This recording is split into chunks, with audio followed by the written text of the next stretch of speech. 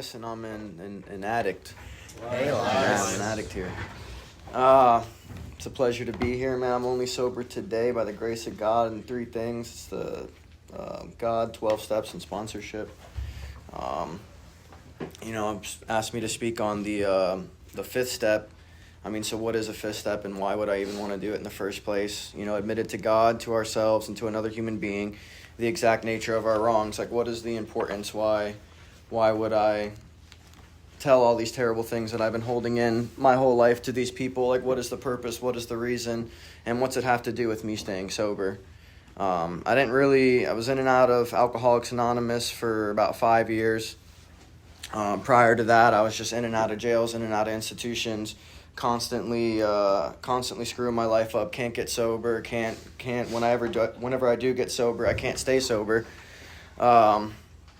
I didn't really see 5 years in and out of Alcoholics Anonymous. I didn't really see a point of telling somebody all of my life story, all of everything. I was going to tell them just enough to feel like I did something, just enough to make it feel like I opened up to you, just enough to lie to myself and tell me that I did enough. But all like the super deep, dark, crazy shit that I did, I was going to keep that to myself, right? And every single time I got loaded. So the point of me doing this became more clear after years and years of being in and out, hitting my head up against this table. I had enough pain, I had enough suffering that I was able to sit down and shut up and listen. And I got blessed to getting around a group of guys. I was in a treatment center. They came in and talked and invited me out to their home group. And I started going to meetings with them and stuff and listening to what they had to say because I was so desperate to change. What I was doing was not working anymore. I had gotten to the point where I couldn't live with it. I couldn't live without it. Suicide was my best option. I was so desperate I was able to do whatever it took. And they really drove home this first step idea to me, right? And that's what kind of sells me on this deal. And before, I thought that I had a bad set of circumstances, I had a bad home life, I had a bad this, I made bad choices, and that if I could just manage well, if I could just make the correct choices, if I could just graduate drug court, if I could just get out of this halfway house, get a house, get this, get that, get all these things, figure my life out, get a career path and all that I would stay sober. And I'd achieved some of those things, and the craziest thing happens that getting all these things and sober as I am today, I decided to pick back up. So there I was, and these guys are telling me that I'm screwed. I'm powerless.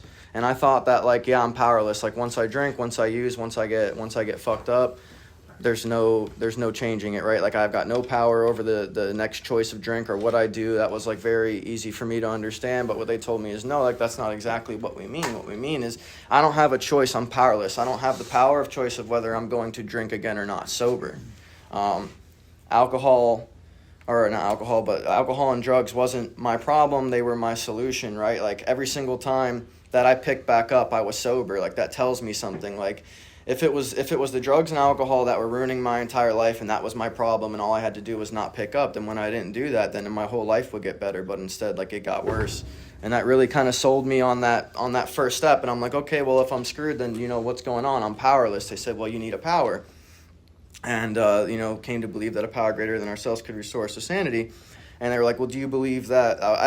This shit went way over my head. They're like, well, do you at least believe that I believe? And I looked and I saw their lives and I'm like, these guys obviously believe something. They told me some of the stories. They told me where they've been. They got loaded like I got loaded. And basically they said, or not basically they said, but when they asked me that, do you believe that I believe? I looked and I'm like, well, yeah, I do believe. I can see it. It's evident on their faces. They were sober and happy at the same time, something that I couldn't manage to do. It came to the third step. At that point, it was an easy decision for me because looking back honestly on my history, nothing had worked and nothing that I did was anything noteworthy. I tried everything I could on my human power by myself to get sober, and it was just an easy decision to make from there. I made a decision to just move forward with these steps. And then I brought myself to the fourth step, or not brought myself, but that brought me to the fourth step. I forgot to set the timer. That brought me to my fourth step, right? They told me I got to write down all these things. We went over inventories and sex and this, that, and the other. I did all that, and it showed me some patterns and stuff. And then, it really gets into the meat and potatoes of a fifth step. And I had done this before. Prior to this, I had gone through these steps, but I kind of just, walked through the motions. Like I did the actions and I took the steps, but there was really no meaning behind it. I didn't really understand what was going on. I wasn't sold out on that first step, which is kind of why I brought it up, because without that first step, without me being completely sold on it, the rest of the steps meant nothing to me. Like, yeah, I went through the motions of it, but like I didn't get that spiritual experience because I didn't give all of myself. And I had been through, prior to this experience that I was just explaining, man, I had been through the steps with like 3 other sponsors. But when it came down to write that 4th step and then speak on that, fucking Tommy. Why'd you sit right in front of me, dude? It was sitting in the back or something.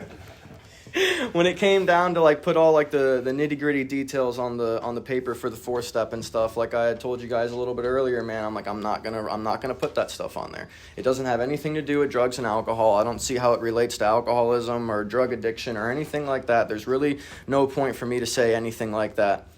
And let me tell you, like, I relapsed. Every single time I relapsed, I left stuff off that 5th step. I wasn't gonna share about it. I went through the rest of the steps, and I thought that I had did something. I thought that I had leveled my pride. I thought that I had, learned what humility was, but it came back to bite me in the ass. And they kind of have like a warning about that in the literature.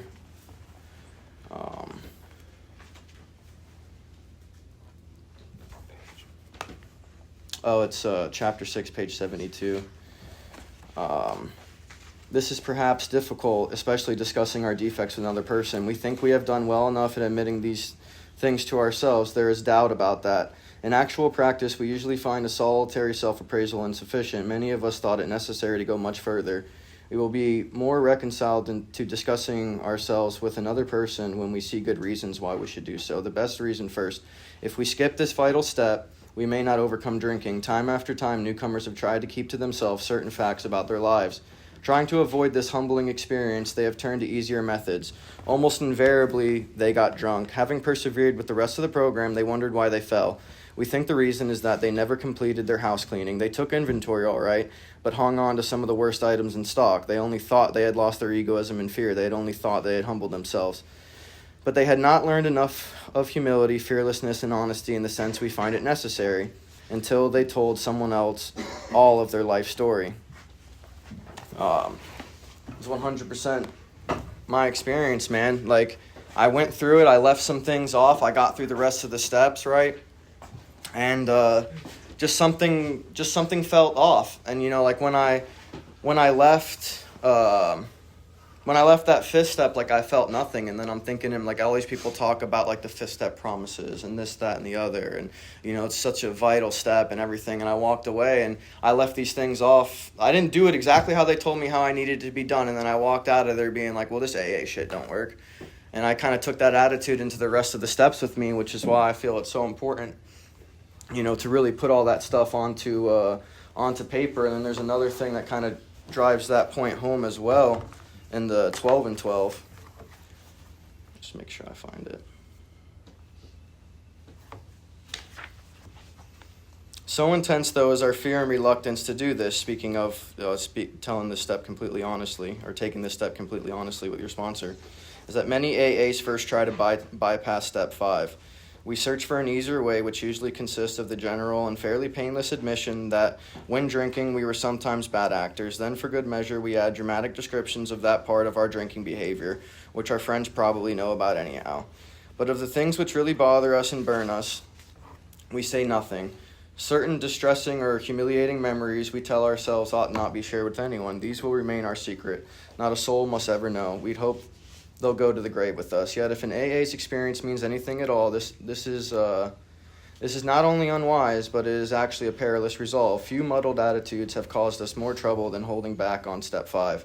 Some people are unable to stay sober at all. Others will relapse periodically until they really clean house.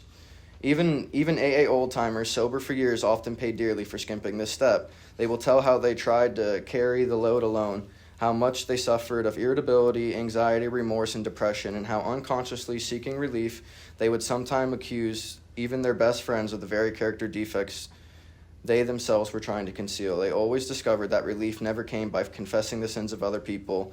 Everybody had to confess his own. Some people were unable to stay sober at all. Others will relapse periodically until they really clean house. And I mean, that was me, man, just really thinking that I did this deal, really thinking that I kind of did something, but I didn't really. I feel like this step, how it was explained to me, like this step is really designed to get everything out there, man. It's designed to clean my slate. It's designed to get me out of myself. It's designed to level my pride. It's designed to like teach me a little bit something about humility.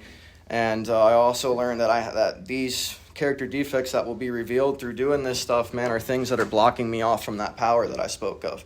If I'm powerless, I need a power. Well, how do I get to that power? This is one of the first steps of removing all those things in between me and God. And I neglected to do that, and so I didn't feel the nearness of my Creator. I didn't feel any of that stuff, and I got drunk. And until I actually took that step, until I actually did that, I didn't get any of those promises. I didn't get any of that stuff. And it got to a point where, kind of just a little background where I told you where I got into the group of guys and really took this step serious, man. I had gotten to that point where I was completely hopeless. I wanted to die. That was basically it. And I had called my sponsor that I had at the time that I'd already gone through these steps half-assed with, and I told him, hey, man, I left some things out on my fifth step.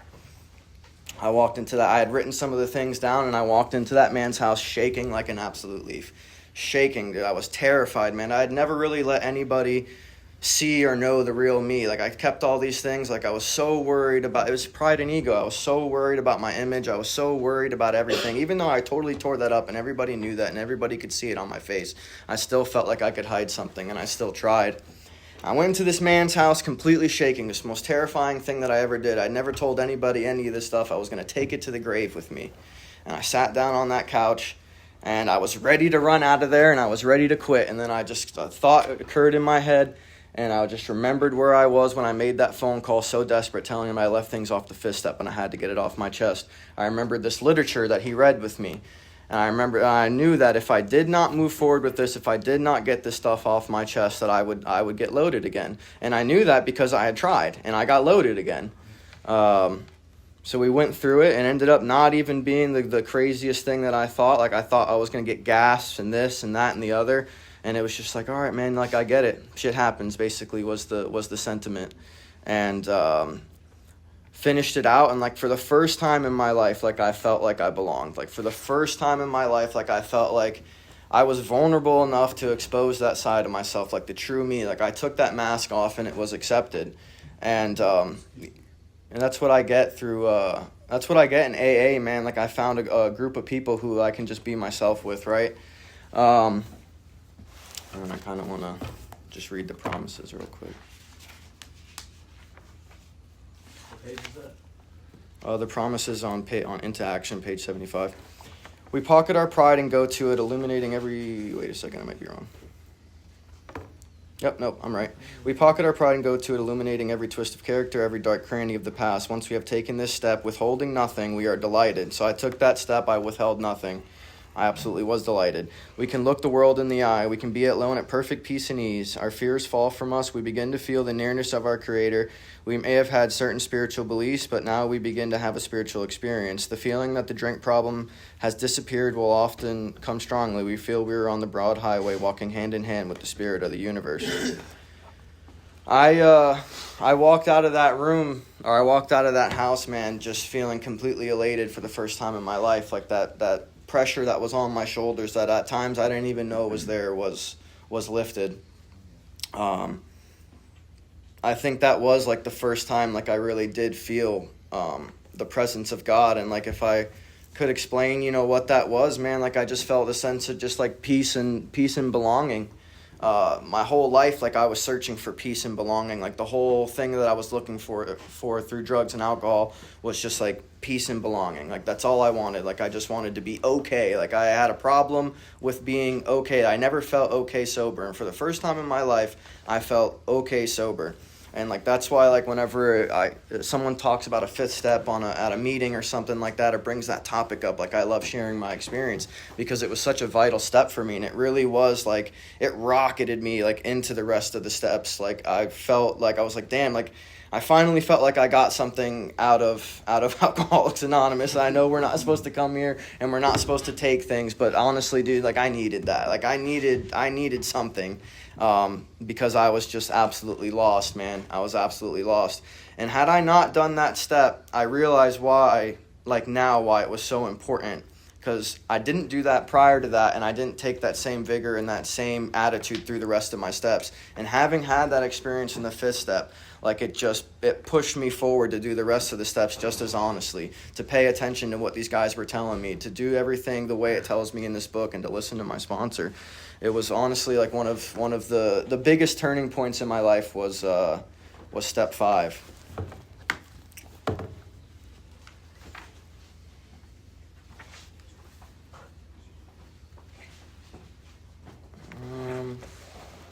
I think that was basically about all I had on step 5. Like if you haven't done a 5th step before, it doesn't have to be as scary as everybody makes it sound. I hear a lot of like crazy stuff around like steps 4 and 5. All those things that I was so terrified. Had I had known the result prior to doing it, like I wouldn't have been worried about it at all, because it wasn't as big of a deal as I made it up to be. Like I hear a lot of people go out, they get to 1, 2, and 3, and then they're out the door. Like they don't want to even look at that 4th step. They don't want to even think about doing a 5th step. And you're honestly like you're shortchanging yourself. Like there's so much good stuff that happens in those 2 steps, man. And I mean, like if you're as screwed up as I was, if you're the hopeless alcoholic like I am, man, like you will get loaded again if you do not do that step, and you will get loaded again if you do it half-assed. It's exactly what happened with me, man. Put it down on the paper. It's not as scary as it seems.